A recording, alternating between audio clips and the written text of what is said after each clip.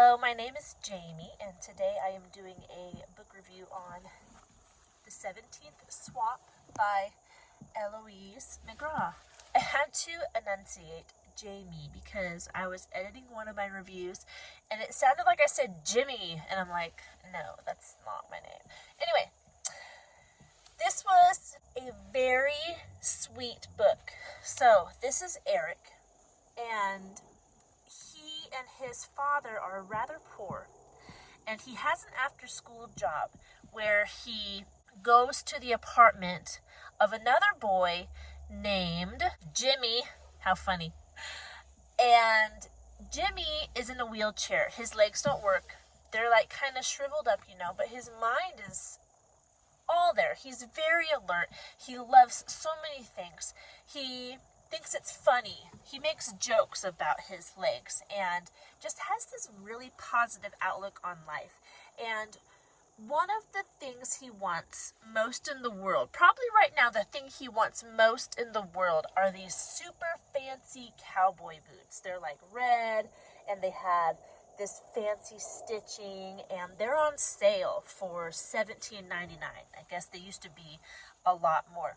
And he saw an ad for them in a magazine or a newspaper, and he cut out the ad and he pinned it to his wall, and he's like looking at these boots, knowing he could never have them, but loving them so much. And Eric, actually, there's a picture of the boots right there. Eric wants to do something for Jimmy. Specifically, he wants to get these boots for Jimmy, but Jimmy's poor, Eric's poor. There's like no way to get $17.99 plus the bus fare to drive over to the store and get the boots. So Eric, he's kind of tormented. He's like, how can I can't do this for him. Can I do this?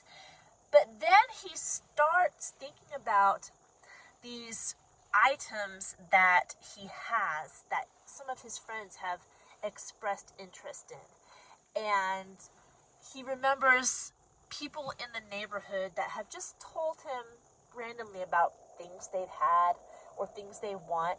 And Eric gets an idea. Maybe I could start small and swap up until I get enough money to buy these boots. So, and the 17th swap is actually what Eric learns from the experience. There's a little spoiler, but I'm not going to tell you what he did learn. So it's really neat. It's really neat how Eric learns to be selfless.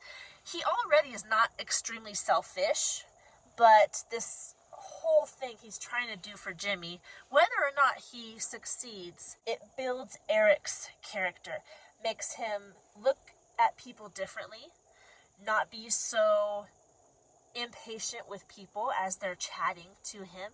He gets to know the backgrounds of people in the neighborhood and their interests and their likes and their history, and he meets a lot of really cool people that he wouldn't have before if he hadn't gone on this journey. So it's a really cool book, and I think the strength of this book is not in the result, whether or not he does get the boots, but it's in Eric's journey as he's attempting to swap up enough money to get these boots. So really good. I read this with my son. Actually, he read it and I was reading it along with him.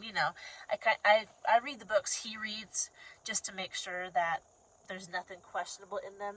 These are for school, so I doubt there would be anything questionable, but I do it anyway because you never know. Some people think things are okay that I don't think are okay, so I want to know what my kids are reading, right? So this book, I looked it up, the reading level, and it said between 3rd and 7th grade. I would probably place it at 5th. I think it's above 3rd to 4th grade reading level, but if your kid can read this, go ahead and let him. But I'm going to put this in my playlist for 5th grade books. It is 150 pages long. There are no illustrations. It was written in 1986. And it's a good one. I like how it emphasizes Eric's character and how it portrays Jimmy as this joyful boy despite what he has to go through, despite the life that he's been given and that a lot of people would say is a lesser life. Jimmy doesn't really see it that way. He knows what he wants to be when he grows up.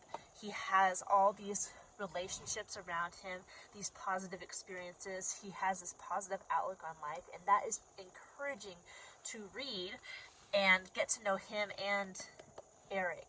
It's a good one. I know the cover looks old because it is old. It's from the 80s, but it's a lot of fun. So, good one for you to read with your kid or by yourself. If you're interested, read it. Who cares about reading levels? I love reading kids' books, obviously. You can look at my channel. But that's all I think I have for this book. I might have forgotten something, and if I have, leave your question down in the comment section so that I can answer that for you. I hope you're doing well, and don't forget to like and subscribe to this channel if you want more content like this, and I will talk to you in our next video. Goodbye.